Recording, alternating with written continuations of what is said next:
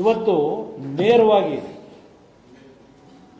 ಪ್ರಿಯಾಂಕಾ ಖರ್ಗೆ ಅವರ ಇಲಾಖೆ ಹಿಂದೆ ಅವರು ಯಾವೊಂದು ಪಂಚಾಯತ್ ರಾಜ್ ಇಲಾಖೆನ ನಡೆಸ್ತಾ ಇದ್ದಾರಲ್ಲಪ್ಪ, rural development Panchayat Raj department, ಈಗ ಗೃಹ ಸಚಿವರಾಗೋದಕ್ಕಿಂತ ಮುಂಚೆ ಒಂದು ಹಿಂದೆ ಬಿಜೆಪಿ ಸರ್ಕಾರದಲ್ಲಿ 22 ಬಿಜೆಪಿ ಸರ್ಕಾರವೇ ತಾನೇ ಇದ್ದಿದ್ದು, 3/9/2022 ಈ ಒಂದು ರೂರಲ್ ಡೆವಲಪ್ಮೆಂಟ್ ಪಂಚಾಯತ್ ರಾಜ್ ಇಲಾಖೆಯಲ್ಲಿ ಅಸಿಸ್ಟೆಂಟ್ ಎಕ್ಸಿಕ್ಯೂಟಿವ್ ಇಂಜಿನಿಯರ್ ಗ್ರೇಡ್ 1ಗೆ 3/9/22ಕ್ಕೆ ಒಂದು ನೋಟಿಫಿಕೇಶನ್ ಇಶ್ಯೂ ಮಾಡ್ತಾರೆ. ಅಸಿಸ್ಟೆಂಟ್ ಎಕ್ಸಿಕ್ಯೂಟಿವ್ ಇಂಜಿನಿಯರ್ಸ್ನ ಸೆಲೆಕ್ಟ್ ಮಾಡಲಿಕ್ಕೆ ಅಂತೇಳಿ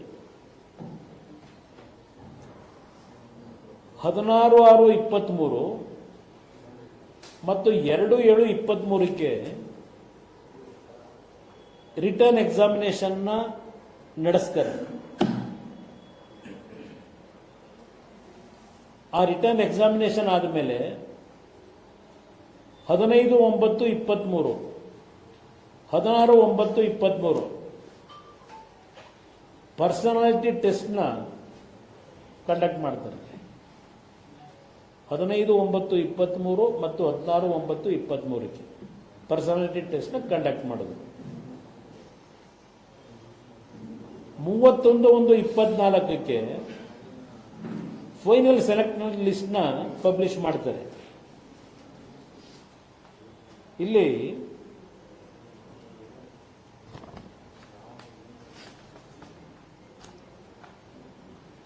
ಏನೋ ಒಂದು 31/1/24ಕ್ಕೆ ಫೈನಲ್ ಲಿಸ್ಟ್ನ ಸೆಲೆಕ್ಟ್ ಮಾಡೋದಕ್ಕಿಂತ ಮುಂಚೆ ಒಂದು ಪ್ರಿಲಿಮಿನರಿ ಸೆಲೆಕ್ಷನ್ ಲಿಸ್ಟ್ನ ಅನೌನ್ಸ್ ಮಾಡ್ತಾರಲ್ಲ, ಪ್ರಾವಿಷನಲ್ ಲಿಸ್ಟ್, ಅದು ಮಾಡಿದ ಮೇಲೆ ಒಂದು ಸಾರ್ವಜನಿಕವಾಗಿ 7 ದಿನದಲ್ಲಿ ಯಾರಿಗಾದರೂ ಈ ಒಂದು ಪ್ರಾವಿಷನಲ್ ಲಿಸ್ಟ್ನಲ್ಲಿ ಪಬ್ಲಿಕೇಶನ್ ಏನಾಗಿದೆ ನಿಮ್ಗೆ ಅನುಮಾನ ಇದ್ದು ಇದರಲ್ಲಿ ಏನಾದರೂ ಲೋಪದೋಷಗಳಿದೆ ಅಂತಕ್ಕಂತಿದ್ರೆ ಯಾರು ಬೇಕಾದ್ರೂ ದೂರು ಸಲ್ಲಿಸಬಹುದು ಅಂತ ಹೇಳಿ, ತಕರಾರು ಅರ್ಜಿ ಇದ್ರೆ 7 ದಿನದಲ್ಲಿ ಕೊಡಿ ಅಂತ ಹೇಳಿ ಅನೌನ್ಸ್ ಮಾಡ್ತಾರೆ. ಅದು ಅನೌನ್ಸ್ ಮಾಡಿದಾಗ 25/9ಕ್ಕೆ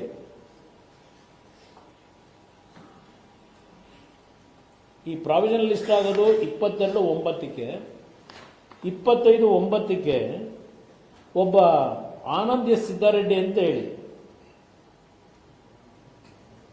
ಕಾರ್ಯದರ್ಶಿ ಆಯೋಗದ ಕಾರ್ಯದರ್ಶಿಗಳೇನಿದ್ದಾರೆ ಅವರಿಗೆ ಒಂದು ತಕರಾರು ಅರ್ಜಿನ ಇಮೇಲ್ ಮುಖಾಂತರ ಸೆಕ್ರೆಟರಿ ಅವರ ಆಫೀಸ್ಗೆ 1 ಗಂಟೆ 11 ನಿಮಿಷಕ್ಕೆ ದೂರು ಸಲ್ಲಿಸ್ತಾರೆ. ಸಿದ್ದಾರೆಡ್ಡಿ ಅನ್ನೋದು ಆನಂದ್ ಎಸ್ ಸಿದ್ದಾರೆಡ್ಡಿ ದೂರು ಸಲ್ಲಿಸ್ತಾರೆ. ಅವನೇನ್ ಹೇಳ್ತಾನೆ, ಆನಂದ್ ಎಸ್ ಸಿದ್ದಾರೆಡ್ಡಿ ಅಂತ ಹೆಸರು ದೂರು ಸಲ್ಲಿಸ್ದ. ಅವನೇನ್ ಹೇಳ್ತಾನೆ, ಈ ಸೀರಿಯಲ್ ನಂಬರ್ ಕ್ಯಾಂಡಿಡೇಟ್ಸ್ ಏನು ಪ್ರಾವಿಷನಲ್ ಲಿಸ್ಟ್ ನಲ್ಲಿ ಆಗಿದ್ದ ಸೆಲೆಕ್ಷನ್ ಆಗಿದ್ದಾರಲ್ಲ 1 2 3 4 6 7 8 and 9 ಇಲ್ಲಿ ಒಬ್ಬ ಸೀರಿಯಲ್ ನಂಬರ್ ಹೈದರಾಬಾದ್ ಕರ್ನಾಟಕದಂತೂ ಇನ್ನೊಂದಿದೆ. ಇದೇನು ಹೇಳ್ತಾನೆ, that the candidates at serial number 1 2 3 4 6 7 8 9 from RPC and the candidates at serial number 1 from Hyderabad Karnataka ಈ ಪ್ರಾವಿಷನಲ್ ಲಿಸ್ಟ್ ನಲ್ಲಿ ಏನಿದ್ದಾರೆ ಇವರು ಯಾವುದೇ ಎಕ್ಸಾಮ್ಗಳಲ್ಲಿ ಪಾಸ್ ಎಂದೂ ಆಗಿರಲಿಲ್ಲ, ಇಂಥವ್ರನ್ನೆಲ್ಲ ಸೆಲೆಕ್ಟ್ ಮಾಡಿದ್ದಾರೆ. ಏನ್ ಹೇಳ್ತಾರೆ, list have scored very less marks in various examinations conducted during 2022 and 2023 but did not succeed in tampering OMR sheets but however they succeed in tampering of OMR sheets in executive engineer, assistant executive engineer, rural development, water examination conducted by the commission on 2nd July 2023 and requested to cross-check the OMR sheets and CCTV footages of respective examination centers. ಈ CCTV footage OMR ಶೀಟ್ಸ್ನ ಇವತ್ತು ನೀವು cross check ಮಾಡಬೇಕು ಅಂತಕ್ಕಂಥದ್ದು ಕೊಟ್ಟ ಕಂಪ್ಲೇಂಟ್ನ. 1 2 3 4 6 7 8 9 ಇದು ಅವನು ಕೊಟ್ಟಿದ್ದು 25/9/23 3/10/25/9/2023 provisional list ಆಗಿದ್ದು ಅನೌನ್ಸ್ ಮಾಡಿದ್ದು 22/9/23 22/9/23ಕ್ಕೆ ಇವನು 25/9/23ಕ್ಕೆ 2023ಕ್ಕೆ ಇವನು ದೂರು ಕೊಟ್ಟ. ಇದು ಕ್ಯಾಂಡಿಡೇಟ್ಗಳ ಬಗ್ಗೆ ಅವನು ಅನುಮಾನ ವ್ಯಕ್ತಪಡಿಸಿ OMR ಶೀಟ್ಗಳು ಇವೆಲ್ಲ ಚೆಕ್ ಮಾಡಬೇಕು ಅಂತ ಹೇಳಿ CCTVದು ಫುಟೇಜ್ ಏನಿದೆ ಎಕ್ಸಾಮಿನೇಷನ್ ಸೆಂಟರ್ಗಳಲ್ಲಿ ಅದನ್ನೆಲ್ಲ ಇಮ್ಮಿಡಿಯೇಟಾಗಿ ತಗೊಂಡು ಆಕ್ಷನ್ ತಗೋಬೇಕು ಅಂತ ಹೇಳ್ತಾನೆ.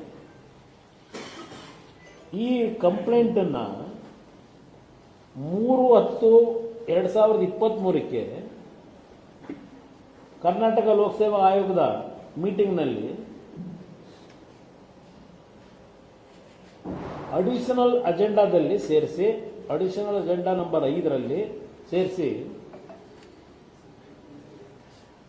3/10/23ಕ್ಕೆ ಈ ಒಂದು ಇವನೇನು 25/9 ಕೊಟ್ಟ ದೂರನ್ನ, ಆ ದೂರಿನ ಆಧಾರದ ಮೇಲೆ 3ನೇ ತಾರೀಕು ಅಕ್ಟೋಬರ್ ತಿಂಗಳಿನಲ್ಲಿ 2023ಕ್ಕೆ ಕರ್ನಾಟಕ ಲೋಕಸೇವಾ ಆಯೋಗದ ಮೀಟಿಂಗ್ ಏನಿದೆ ಅದರಲ್ಲಿ ಅಡಿಷನಲ್ ಅಜೆಂಡಾದಲ್ಲಿ ನಂಬರ್ 5 ವಿಷಯ ಇದನ್ನೆಲ್ಲ ನೋಡಿ ಸೆಕ್ರೆಟರಿಗೆ ಎಕ್ಸಾಮಿನ್ ಮಾಡಿ ಈ ಸಿದ್ದಾರೆಡ್ಡಿ ಏನು ಕಂಪ್ಲೇಂಟ್ ಕೊಟ್ಟಿದ್ದಾನೆ ಈ ಒಂದು ಕಂಪ್ಲೇಂಟನ್ನ ಸೆಕ್ರೆಟರಿಗೆ ಏನು ಹೇಳ್ತಾರೆ, ಯಾರು ಕಂಟ್ರೋಲರ್ ಆಫ್ ಎಕ್ಸಾಮಿನೇಷನ್ ಇದ್ದಾನೆ, ಇನ್ನೊಬ್ಬ IAS ಇರ್ತಾನಲ್ಲ, ಈಗ ಒಡಗೋನಲ್ಲ ಈಗ ಈ ಲಿಸ್ಟಲ್ಲಿ ಇಲ್ಲ, ಇವನು ನೋಡಿದ್ರೆ ಆಗಿ ಬೇರೆ ಇದ್ರು ಇನ್ನೊಬ್ಬ ಇಲ್ಲಿ, ಏಕೆಂದ್ರೆ ಇದು 6 ತಿಂಗಳಿಗೂ ಒಬ್ಬೊಬ್ಬರನ್ನ ಚೇಂಜ್ ಮಾಡ್ಕೊಂಡ್ ಬಂದವರು. ಈ ಜ್ಞಾನೇಂದ್ರ ಕುಮಾರ್ನ ಒಂದು 2 ವರ್ಷ ಇಟ್ಕೊಂಡಿರ್ಬೇಕು. ಇವನು ಒಡಗೋನಲ್ಲ, ಅವನಲ್ಲ ಇನ್ನೊಬ್ಬಿರ್ತಾರೆ ಕಂಟ್ರೋಲರ್ ಆಫ್ ಎಕ್ಸಾಮಿನೇಷನ್. ಈ ಕಂಟ್ರೋಲರ್ ಆಫ್ ಎಕ್ಸಾಮಿನೇಷನ್ ಏನಿದ್ದಾನೆ ಅವನೇ ಕ್ವಶನ್ ಪೇಪರ್ಗಳನ್ನ ತಯಾರು ಮಾಡಿಸೋದು, ಎಲ್ಲಿ ಮಾಡಿಸೋದು, ಏನು ಮಾಡಿಸ್ಬೇಕು, ಅದನ್ನು ಕಂಟ್ರೋಲ್ ಹೆಂಗೆ ಇಟ್ಕೋಬೇಕು, ಹೆಂಗೆ ಕಲೆಕ್ಟ್ ಮಾಡಬೇಕು, ಸೀಲ್ ಹೆಂಗೆ ಮಾಡಬೇಕು, ಅದರದ್ದೆಲ್ಲ ಜವಾಬ್ದಾರಿ ಈ ಕಂಟ್ರೋಲರ್ ಆಫ್ ಎಕ್ಸಾಮಿನೇಷನ್ ಯಾವನಿರ್ತಾನೆ IAS ಆಫೀಸರ್ ಅವನದು ಕೆಲಸ, ಕಸ್ಟೋಡಿಯನ್ ಅವನು. ಇಲ್ಲಿ ಈ ಸೆಕ್ರೆಟರಿಗೆ ಡೈರೆಕ್ಷನ್ ಕೊಡ್ತಾರೆ ಈ ಆಯೋಗದವರು. ಈ ಕಂಟ್ರೋಲರ್ ಆಫ್ ಎಕ್ಸಾಮಿನೇಷನ್ ಏನು ಕಸ್ಟೋಡಿಯನ್ ಇದ್ದಾನೆ ಅವನ ಜೊತೆ ಚರ್ಚೆ ಮಾಡಿ ಈ ದೂರಿನ ಆಧಾರದ ಮೇಲೆ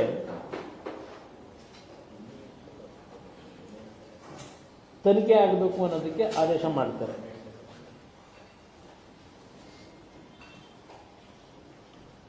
ಮತ್ತೆ ಇದೇ ಇಶ್ಯೂ ಮತ್ತೆ 10/10/2023 ಇನ್ನೊಂದು ಮೀಟಿಂಗ್ ಆಗುತ್ತೆ.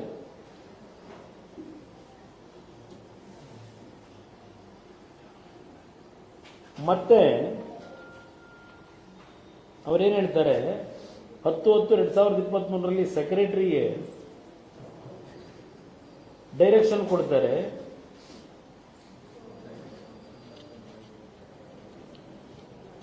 ಈ CCTV ಫುಟೇಜಸ್ಸು ಮತ್ತೆ recruitment batch number 1 information, relevant ಇನ್ಫಾರ್ಮೇಶನ್ಗಳು ಇದನ್ನ ಚೇರ್ಮನ್ ಮತ್ತು ಮೆಂಬರ್ಸ್ ಗಮನಕ್ಕೆ ತರಬೇಕು ಅಂತ ಹೇಳ್ತಾರೆ. 10/10/23 ಮೀಟಿಂಗ್ನಲ್ಲಿ ಡಿಸ್ಕಸ್ ಮಾಡಿ ಎಗೈನ್ 23/11/2023ಕ್ಕೆ ನವೆಂಬರ್ ತಿಂಗಳಿಗೆ ಅಜೆಂಡಾ ನಂಬರ್ 29ನಲ್ಲಿಟ್ಟು ಅದರಲ್ಲಿ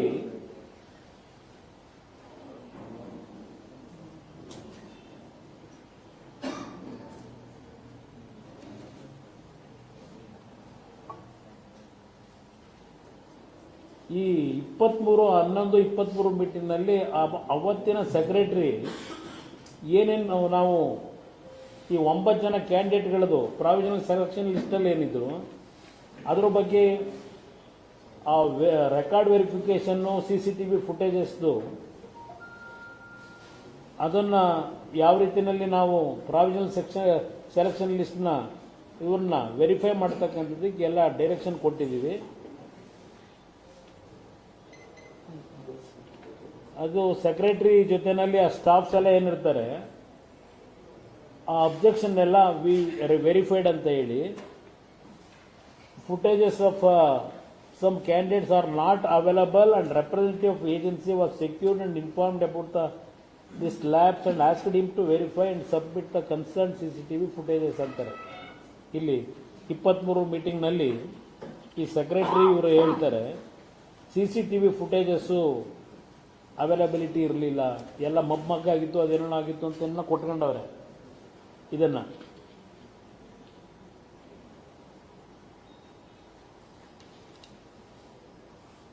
ಇದು 2 ತಿಂಗಳ ಹಿಂದೆ ಈ ಪ್ರಾವಿಷನಲ್ ಸೆಲೆಕ್ಷನ್ ಲಿಸ್ಟು ಪಬ್ಲಿಷ್ ಆಗಿರೋದು 2 ತಿಂಗಳ ಹಿಂದೆ. ಈಗ ಇದು 2 ತಿಂಗಳಿಂದ ಇದೇನು ಎಲೆಕ್ಷನ್ ಪ್ರಾವಿಷನಲ್ ಲಿಸ್ಟ್ ಆಗಿದೆ, 2 ತಿಂಗಳ ಆದ ಮೇಲೆ ಈ ಕಂಪ್ಲೇಂಟ್ಗಳ ಆಧಾರದ ಮೇಲೆ there is no meaning in withholding the final selection list and insisted the commission to approve final selection list. ಇದೇನು ಉಪಯೋಗ ಬರೋದಿಲ್ಲ. ಈಗಾಗಲೇ 2 ತಿಂಗಳಿಂದನೇ ಪ್ರಾವಿಷನಲ್ ಲಿಸ್ಟ್ ಅನೌನ್ಸ್ ಆಗಿದೆ. ಫೈನಲ್ ಲಿಸ್ಟ್ನ ತಡೆ ಹಿಡಿತಕ್ಕಂಥದ್ದು ಅನವಶ್ಯಕ. ಈಗ ಇದನ್ನು ಹೇಳಿ ಸೆಲೆಕ್ಷನ್ ಮಾಡೋದಕ್ಕೆ ಅಪ್ರೂವಲ್ ಕೊಡಬೇಕು ಅಂತ ಕೇಳ್ತಾರೆ. ಬಟ್ ನಮ್ಮ ಆಯೋಗದವರು ಅಪ್ರೂವಲ್ ಕೊಡಲ್ಲ. ಸೆಕ್ರೆಟರಿ 2 ತಿಂಗಳಿಂದ ಇದೆಲ್ಲ ಆಗೋಗಿರೋದು, ಈಗ ಇಟ್ಕೊಂಡು ಏನು ಮಾಡ್ತೀರಿ, ಅಪ್ರೂವಲ್ ಕೊಟ್ಬಿಡೋದು ಒಳ್ಳೇದು ಫೈನಲ್ ಲಿಸ್ಟ್ಗೆ ಅಂತ ಹೇಳಿ. ಅದಕ್ಕೆ ಅವ್ರು ಕೊಡಲ್ಲ.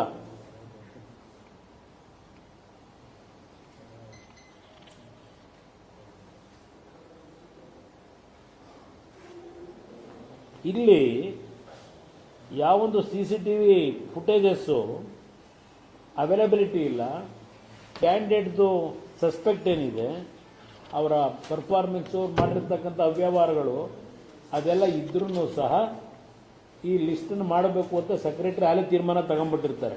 ಇಲ್ಲಿ ಆಮೇಲೆ ಈ 8/12/2023 ಈ ಮೀಟಿಂಗ್ ಆದಮೇಲೆ 28/11/23 ಮೀಟಿಂಗ್ನ ನಂತರ 8/12/23 ಮತ್ತೆ ಏನು ಮಾಡ್ತಾರೆ, ಮೀಟಿಂಗ್ನಲ್ಲಿ ಇದ್ರ ಬಗ್ಗೆ ಎನ್ಕ್ವೈರಿ ಮಾಡಲಿಕ್ಕೆ ಅಂತೇಳಿ 3 ಜನ ಮೆಂಬರ್ದು ಸಬ್ ಕಮಿಟಿ ಮಾಡ್ತಾರೆ.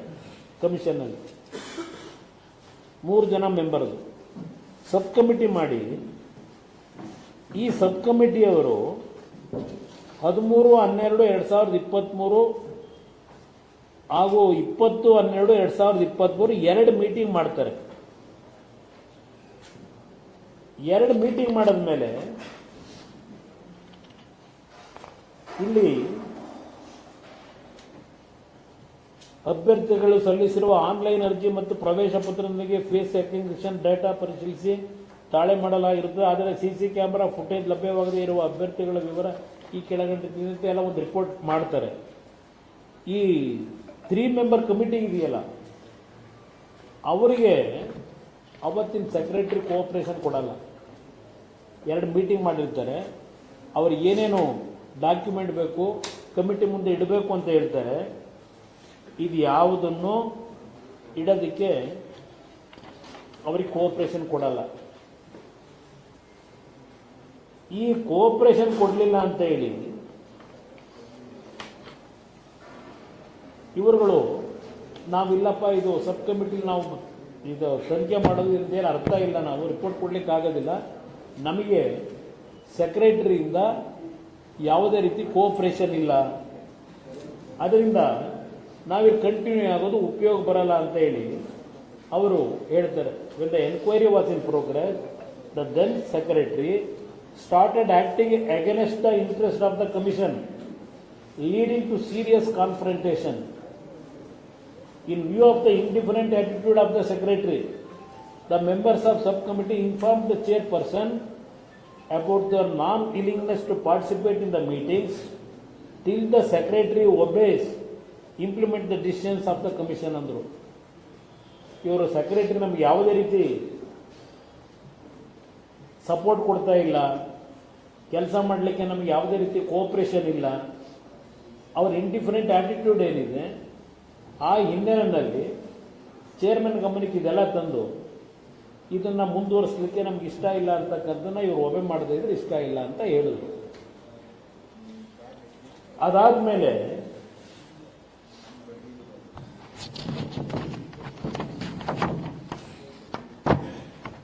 ಇನ್ನೊಂದು ಮೀಟಿಂಗ್ ಕರೆದ್ರು ಚೇರ್ಮನ್. ಅಲ್ಲಿ ಕರೆದು 31/1/2024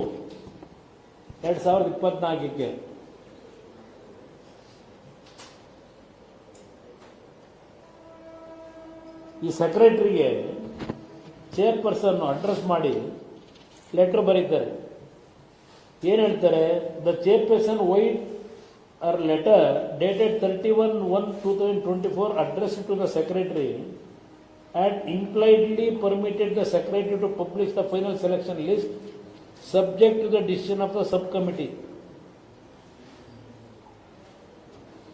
ಈ ಒಂದು ಸಬ್ ಕಮಿಟಿ ರಿಪೋರ್ಟ್ ತಗೊಂಡ ನಂತರ ಸಬ್ಜೆಕ್ಟ್ ಟು ಡಿಸಿಷನ್ ಅಂತ ಹೇಳ್ತಾರೆ. ಅವ್ರು ಯಾವಾಗ ಫೈನಲ್ ಸೆಲೆಕ್ಷನ್ ಲಿಸ್ಟ್ ಬಗ್ಗೆ ಮುತುವರ್ಜಿ ವಹಿಸ್ಕೊಂಡು ಹೊರಟರು, subject to the decision of the sub committee final selection ಲಿಸ್ಟನ್ನು ಪಬ್ಲಿಷ್ ಮಾಡ್ತಕ್ಕಂಥದ್ದಕ್ಕೆ ಚರ್ಚೆ ಆಗಿರುತ್ತಷ್ಟೇ. ಇದನ್ನೇ ಅಡ್ವಾಂಟೇಜ್ ತಗೊಂಡು 31/24 ವಿತೌಟ್ ರಿಕ್ವೈರ್ಡ್ ಕೋರಮ್, ಅಲ್ಲಿ ಕೋರಮ್ಮು ಇರಲ್ಲ ಮೆಂಬರ್ಸ್ದು, ಈ ಅಜೆಂಡಾದನ್ನು ಫೈನಲ್ ಸೆಲೆಕ್ಷನ್ ಲಿಸ್ಟ್ನ ಪಬ್ಲಿಷು ಮಾಡಿಬಿಡ್ತಾರೆ ವಿತೌಟ್ ಕಮಿಷನ್ನ ಪರ್ಮಿಷನ್ ಇಲ್ಲ. ಅದು ಮಾಡಕ್ಕೆ ಬರಲ್ಲ. ಸೆಕ್ರೆಟರಿ ಪ್ಲಸ್ ಕಮಿಷನ್ ಇಬ್ಬರು ಸೈನ್ ಹಾಕಬೇಕು. ಆ ಲಿಸ್ಟನ್ನು ಫೈನಲ್ ಮಾಡ್ಬೇಕಾರಲ್ವ ಸರ್? ಚೇರ್ಮನ್ನು ಪ್ಲಸ್ ಸೆಕ್ರೆಟರಿ ಇಬ್ಬರದು ಸೈನ್ ಇರಬೇಕು. Without the permission of the chairman EMನೇ ಸೈನ್ ಅದು ಆ ಸೆಕ್ರೆಟರಿ ಸೈನ್ ಹಾಕಿ ಕಳಿಸ್ತಾರೆ. ಏನ್ ಹೇಳ್ತಾರೆ selection list? The set meeting of the commission was conducted by excluding the chairman. That secretary acted in haste and forwarded the final selection list to the government for further action without getting approval of the commission. Commission approval illದೆ secretary ಗೌರ್ಮೆಂಟಿಗೆ ಕಳಿಸಾಯಿತು. ಅದನ್ನು chief secretary ಕಳಿಸಿದ್ರು. Then chief ಸೆಕ್ರೆಟರಿಗೆ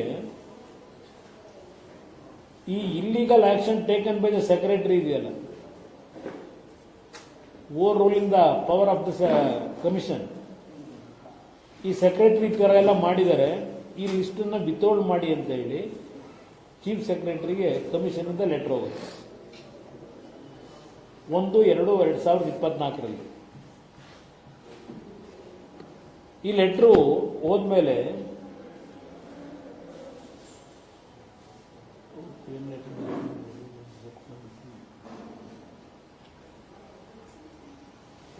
ಇದು ಏನು 1/2/24 ಈ sub committee ಇನ್ನೊಂದು ಮಾಡಿರ್ತಾರಲ್ಲ, ಅವರು ಲೆಟರ್ ಬರೀತಾರೆ ಚೇರ್ಮನ್ಗೆ, ವಿತೌಟ್ ಸಬ್ ಕಮಿಟಿ ರಿಪೋರ್ಟು ಚೇರ್ಮನ್ನ ಪರ್ಮಿಷನ್ ಇಲ್ಲದೆ ಫೈನಲ್ ಸೆಲೆಕ್ಷನ್ ಲಿಸ್ಟ್ನ ಕಳಿಸಿರ್ತಕ್ಕಂಥದ್ದು ನಮ್ಮ ನಾಲೆಡ್ಜಿಗೆ ಬಂದಿದೆ ಅಂತೇಳಿ ಲೆಟ್ರ್ ಬರೆದ್ರು ಸಬ್ ಕಮಿಟಿಯವರು. ಅಲ್ಲಿ ಕಮಿಷನರ್ ಏನಿರ್ತಾರೆ ನಿಮ್ಮ ಚೇರ್ಮನ್ನು ಸೆಕ್ರೆಟರಿ ಚೀಫ್ ಸೆಕ್ರೆಟರಿಗೆ ಬರೀತಾರೆ ಒಂದು ಲೆಟರ್ನ, ಇದನ್ನು ವಿತರಣೆ ಮಾಡಿ ಅಪ್ರೂವ್ ಮಾಡಬೇಡಿ ಅಂತೇಳಿ ಸೆಲೆಕ್ಷನ್ ಲಿಸ್ಟ್ನ. ಇಲ್ಲಿ ಈ ಸಬ್ ಕಮಿಟಿನಲ್ಲಿ ಇದೇನು ಲೂಪ್ ಹೋಲ್ಸ್ಗಳಿದೆ ಇದೆಲ್ಲ 15/3/24ರಲ್ಲಿ ಫಸ್ಟ್ ಮೀಟಿಂಗ್ ಏನು ಎಂಡ್ ಆಗುತ್ತೆ,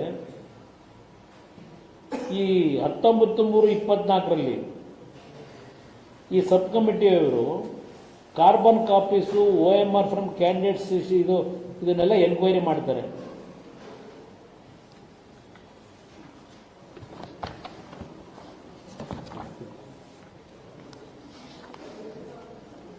ಇದು ಯಾಕೆ ಇದು ಹೇಳ್ತಾ ಇದ್ದೀನಿ ಅಂದರೆ, ಈ KIT ಬಗ್ಗೆ ಹೇಳ್ತಾರಲ್ಲ, ನೆನ್ನೆ ನಮ್ಮ ಗ್ರೇಟ್ ಹೋಮ್ ಮಿನಿಸ್ಟ್ರು KIT ಇವೆಲ್ಲ ನನಗೆ ಪವರ್ ಇಟ್ಬಿಟ್ಟಿದೆ ಎಲ್ಲ ತೆಗೆದು ಎಸ್ಬಿಡಿದೆ ಅಂತ ಹೇಳಿ. ಇಲ್ಲಿ ಕರ್ನಾಟಕ ಲೋಕಸೇವಾ ಆಯೋಗದವರು 16/3/24ರಲ್ಲಿ ನಡೆದಂಥ ಸಭೆಯಲ್ಲಿ 24 ಅಭ್ಯರ್ಥಿಗಳ OMR ಉತ್ತರ ಪತ್ರಿಕೆ ಅಭ್ಯರ್ಥಿ ಪ್ರತಿ ಅಂದರೆ ಕಾರ್ಬನ್ ಕಾಪಿಯನ್ನು ಪರಿಶೀಲಿಸುವ ಅಗತ್ಯತೆ ಇರುತ್ತದೆ.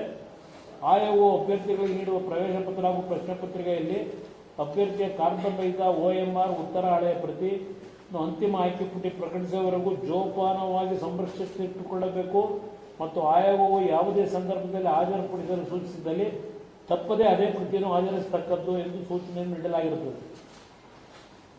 ಯಾವ ಮೀಟಿಂಗ್ನಲ್ಲಿ? 16/3/24ರಲ್ಲಿ 15/3/24.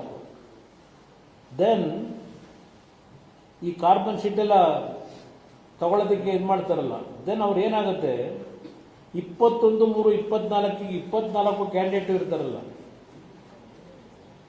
ಅದರಲ್ಲಿ 20 ಜನ ಅಟೆಂಡ್ ಮಾಡ್ತಾರೆ. ಕರೆದಾಗ ಸಬ್ ಕಮಿಟಿ ಅವರು ಕರೀತಾರೆ 24 ಜನ. 24ರಲ್ಲಿ 20 ಜನ ಅಟೆಂಡ್ ಮಾಡಿದ್ರು, 4 ಜನ ಬರಲ್ಲ. ಇದಾದ ಮೇಲೆ ಏನಾಗುತ್ತೆ, ಇದನ್ನೆಲ್ಲ ಅವರು ಪರೀಕ್ಷೆ ಮಾಡಿದ ಮೇಲೆ OMR ಕಾರ್ಬನ್ ಕಾಪಿ ಎಲ್ಲ 25/3/24ಕ್ಕೆ they decided to refer this all material to scientific investigation. OMR sheet ಇರ್ಬೋದು, ಕಾರ್ಬನ್ ಕಾಪಿ ಇರ್ಬೋದು, ಇದನ್ನೆಲ್ಲ ಫೊರೆನ್ಸಿಕ್ಗೆ ಸೈಂಟಿಫಿಕ್ ಇದಕ್ಕೆ ಕಳಿಸ್ತಾರೆ ಇನ್ವೆಸ್ಟಿಗೇಷನ್ಗೆ.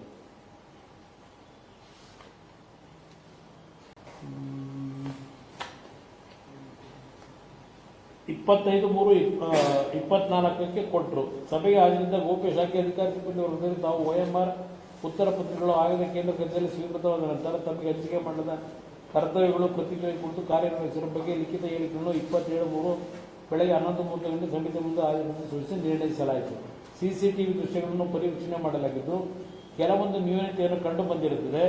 ಈ ನ್ಯೂನತೆಗಳ ಬಗ್ಗೆ ವೈಜ್ಞಾನಿಕ ಪರೀಕ್ಷೆಗೆ ಒಳಪಡಿಸಿ ಮತ್ತು ತಜ್ಞರ ವರದಿ ಪಡೆಯುವುದು ಸೂಕ್ತವೆಂಬ ಒಂದು ಸಮಿತಿಯು ಅಭಿಪ್ರಾಯಪಟ್ಟಿರುವುದರಿಂದ ಸದರಿ ವಿಷಯದ ಕುರಿತು ಚರ್ಚಿಸಿ ತೀರ್ಮಾನಿಸಲು ಸದರಿ ವಿಷಯವನ್ನು 26/3/24 ನಡೆಯಲು ಆಯೋಗ ಸಭೆ ಮಂಡಿಸಲು ಪತ್ರ ಬರೆದರು.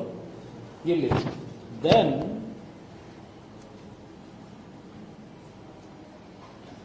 26/3ಕ್ಕೆ ಈ cabinet sub committee cabinet sub committee of commission ಈ ಪ್ರಪೋಸಲ್ಗಳೇನು ಕೊಟ್ಟಿರ್ತಾರೆ ಅದನ್ನೆಲ್ಲ ಅಪ್ರೂವ್ ಮಾಡ್ತಾರೆ. ದೆನ್ ಕಾರ್ಯದರ್ಶಿಯವರು 18/5/24ಕ್ಕೆ ಈ DPR ಒಂದು ಪತ್ರ ಬರೀತಾರೆ. DPRಗೆ 18/5ರಲ್ಲಿ ಒಂದು ಪತ್ರ ಬಂದು ಗ್ರಾಮೀಣ ಕುಡಿಯುವ ನೀರು ಮತ್ತು ನೈರ್ಮಲ್ಯ ಇಲಾಖೆಯಲ್ಲಿ ಸಹಾಯಕ ಕಾರ್ಯಪಾಲಕ ಇಂಜಿನಿಯರ್ 18+7 ರಚಿಸಲಾಗಿರುವ ಉಪ ಸಮಿತಿಯ ವರದಿ ಇತ್ತು. ಹುದ್ದೆಗಳ ನೇಮಕಾತಿಗೆ ಸಂಬಂಧಿಸಿದಂತೆ ಅಭ್ಯರ್ಥಿಗಳ OMR ಮತ್ತು CCTV ದೃಶ್ಯಗಳ ಬಗ್ಗೆ ತಜ್ಞರ ಅಭಿಪ್ರಾಯ ಕೋರುವ ಬಗ್ಗೆ ಅನುಮತಿ ಕೋರುವ ಬಗ್ಗೆ ಅಂತ ಹೇಳಿ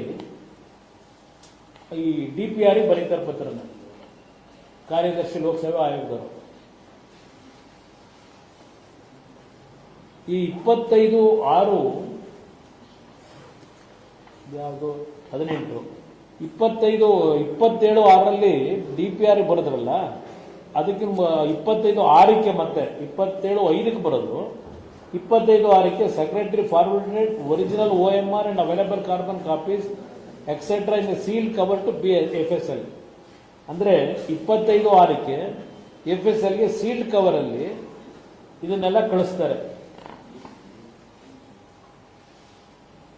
ಶೀಘ್ರ ವರದಿ ನೀಡುವಂತೆ ತಮ್ಮನ್ನು ಕೋರಲು ನಿರ್ದೇಶಿಸಲ್ಪಟ್ಟಿರುತ್ತೇನೆ ಅಂತ ಆಯಿತು, ಕಳಿಸಿದ್ರು FSLಗೆ. ದೆನ್ FSLದು report relating to video files ಇದೆಯಲ್ಲ, ಇಲ್ಲಿ ಏನಾಗುತ್ತೆ, ಈ ನಮ್ಮ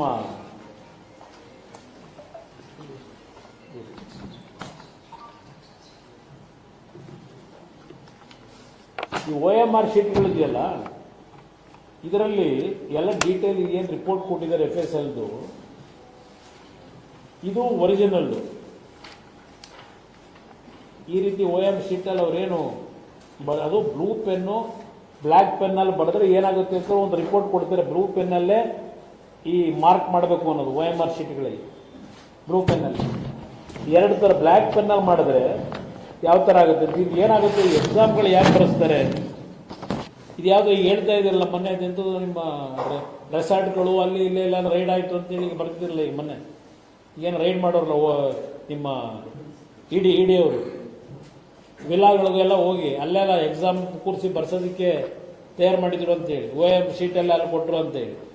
ಇಲ್ಲಿ ಯಾವ್ಯಾವ ರೀತಿ ಇದರ ಡಿಫೆಕ್ಟ್ಗಳು ಮಗದೊಂದು ಎಲ್ಲ ಇಲ್ಲಿ ಇದು ಡಿಫೆಕ್ಟ್ ಇರೋದು ಎಲ್ಲ ಸಿಗಾಕೊಂಡಿದೆ. ಇದು ಯಾವಾಗ ಇವೆಲ್ಲ ತಿದ್ದರೆ ಇದೆಲ್ಲ ಸಿಗಾಕೊಂಡಿದೆ. ಯಾವ ಪರೀಕ್ಷೆ ಅದು?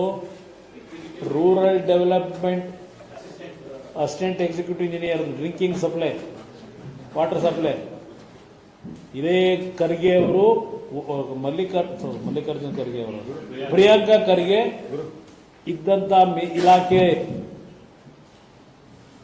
ಇಲ್ಲಿ ನಡೆದಿರ್ತಕ್ಕಂಥ ವ್ಯವಹಾರ ಇದು. ಇಲ್ಲಿಗಲ್ ವೇನಲ್ಲಿ 16 ಜನಕ್ಕೆ 24 ಜನಕ್ಕೆ ಇದು ಅವ್ಯವಹಾರ ಆಗಿದೆ ಅಂತೇಳಿ ಗೊತ್ತಾದ ಮೇಲೂ ಕೋರ್ಟ್ ಆದೇಶಗಳ ನಡುವೆನೂ ತರಾತುರಿಲಿ ಇಷ್ಟೆಲ್ಲ ಕೊಡಬಾರದು ಅಂತ DPR ಲೆಟರ್ ಬರೆದ್ರು ಅಪಾಯಿಂಟ್ಮೆಂಟ್ ಕೊಟ್ಟಿದ್ರಲ್ಲಪ್ಪ. ಇಲ್ಲಿ ಅಪಾಯಿಂಟ್ಮೆಂಟ್ ಕೊಟ್ಟಿದ್ರಲ್ಲ ಖರ್ಗೆ ಅವರೇ, ಯಾಕೆ ತರಾತುರಿಲಿ ಕೊಟ್ರಿ ಅಪಾಯಿಂಟ್ಮೆಂಟ್ ನ? ನೀವತ್ತು ಇಷ್ಟೆಲ್ಲ ಕೊಟ್ಟರಲ್ಲ ರಿಪೋರ್ಟ್, ಈಗ ಆ ರಿಪೋರ್ಟ್ ಏನ್ ಮಾಡಿದಿರಿ ನೀವು? ಅವತ್ತು ಪಂಚಾಯತ್ ರಾಜ್ ಇಲಾಖೆ ಮಂತ್ರಿಯಾಗಿ ಇಷ್ಟೆಲ್ಲ ಅವ್ಯವಹಾರಗಳು ನಡೆದಿದ್ರು ಅಪಾಯಿಂಟ್ಮೆಂಟ್ ಕೊಟ್ಟು ಸಂಬಳ ತಗತ್ತವ್ರು ಎಲ್ಲರೂ. ಯಾಕೆ ತರಾತುರಿಯಲ್ಲಿ ಕೊಟ್ರಿ? ಇದೆಲ್ಲ ತನಿಖೆ ಮಾಡ್ಲಿಲ್ವಾ? ಬಹಳ ಪಾರದರ್ಶಕವಾದ ಆಡಳಿತ ಕೊಡ್ತಾರಂತೆ. 24 ಜನ ಅಸಿಸ್ಟೆಂಟ್ ಎಕ್ಸಿಕ್ಯೂಟಿವ್ ಇಂಜಿನಿಯರ್ಗಳನ್ನ ಸೆಲೆಕ್ಷನ್ ಮಾಡೋದಲ್ಲ. ನಿಮ್ಮ KIT ಏನು ಆದೇಶ ಆಯ್ತು, ಹೈಕೋರ್ಟ್ ಅಲ್ಲಿ ಏನು ಆದೇಶ ಆಯ್ತು? ಹೈಕೋರ್ಟ್ ಅಲ್ಲಿ ಹೇಳ್ತಾರೆ CBI ಕೊಡಬೇಕು ಇದನ್ನ ಅಂತೇಳಿ. ಹೈಕೋರ್ಟ್ ಅಲ್ಲಿ ಇದು CBIಗೆ ಕೊಡ್ತಕ್ಕಂಥ ಸೂಕ್ತ ಅಂತ ಹೇಳಿ ಹೈಕೋರ್ಟ್ ಅಲ್ಲಿ ಏನ್ ಹೇಳ್ತಾರೆ,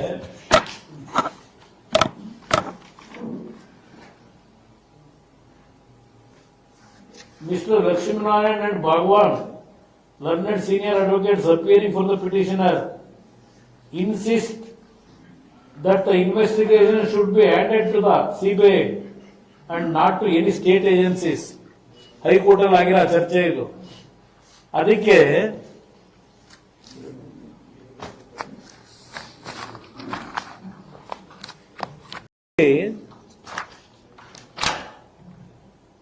oral order in the High Court of Karnataka, all parties to these proceedings are put to notice that court may explore the possibility of entrusting investigation to the Central Bureau of Investigation established under the Delhi Special Police Establishment Act 1946. We request P. Prasanna Kumar, Learned Standing Counsel for CBI, NIA to graciously be available in the court hall when these proceedings are taken up for hearing, so that If any urgent information is required or immediate action needs to be taken, time may not be wasted in accomplishing the avoidable formalities. 19/3/25 oral orders ಮಾಡ್ತಾರೆ. ಏನು RSS account ಕೇಳದೆ ಪ್ರತಿನಿತ್ಯ ಯಾವ account ಕೇಳಿ ಏನ್ರಿ ನೀವು ಮಾಡಿರೋ ಕೆಲಸಕ್ಕೆ ನೀವೇನು ಉತ್ತರ ಕೊಡ್ತೀರಿ? ಏನಾದ್ರೂ ನಿಮಗೆ ಅಲ್ಪ ಸ್ವಲ್ಪ ನಿಮ್ ನಾಲಿಗೆ ಪದಬಳಕೆ ಮಾಡುತ್ತಾರ, ಆ ನಾಲಿಗೆ ಗೌರವ ಕೊಡಬೇಕು ಅಂದ್ರೆ ಯು ಮಸ್ಟ್ ರಿಸೈನ್ ಇಮಿಡಿಯೇಟ್ಲಿ. ಪಾರದರ್ಶಕ ಆಡಳಿತ ತೋರಿಸಬೇಕು ಅಂದ್ರೆ, ಮಾಡಬೇಕು ಅಂದ್ರೆ ಇಲ್ಲೆಲ್ಲ ಇದೆ. ಇಲ್ಲಿ ಏನೇನಾಗಿದೆ ರಿಪೋರ್ಟ್ಗಳು ಇಷ್ಟೆಲ್ಲ ಬಂದ್ರು ಇದರಲ್ಲಿ ಯಾಕೆ ನೀವು ಅಪಾಯಿಂಟ್ ಮಾಡಿದ್ರಿ? ಅದೇ 2014-15 ಯಾವ್ದೋ ಒಂದು ಕಂಪ್ಲೇಂಟ್ ಬಂತು ಹೇಳಿ 362 ಜನದ ಅಪಾಯಿಂಟ್ಮೆಂಟ್ ನ ಸ್ಟಾಪ್ ಮಾಡಿದ್ರಲ್ಲ.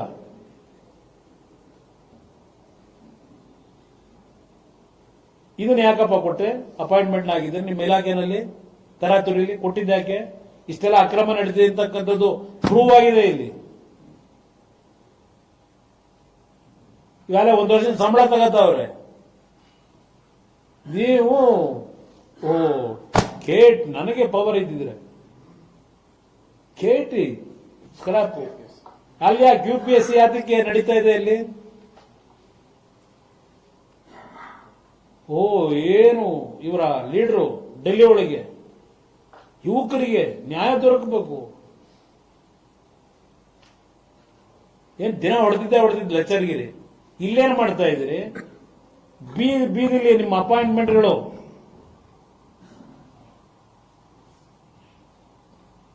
ಇವತ್ತು ನೀವು ನೇಮಕ ಮಾಡಬೇಕು. 18 ಜನ ಮೆಂಬರ್ಸ್ ಇವತ್ತು ಈ ಸರ್ಕಾರದಲ್ಲಿ ಮಾಡಿರೋದು KPSC ಮೆಂಬರ್ಗಳನ್ನ 18 ಜನ. ಯಾವ ಆಧಾರದ ಮೇಲೆ ಮಾಡಿದ್ರಿ? ನಿಮ್ಮ ಸಚಿವ ಸಂಪುಟಗಳಲ್ಲಿ ಇಷ್ಟೆಲ್ಲ ಮಾತಾಡೋದು ನಿಮ್ಮ ಸಚಿವ ಸಂಪುಟದಲ್ಲಿ ಇದು ನಡೀತಿರೋ ತಪ್ಪು ಅಂತ ನೀವು ಮಾತಾಡೋಕೆ ಯೋಗ್ಯತೆ ಇಲ್ಲ ನಿಮಗೆ?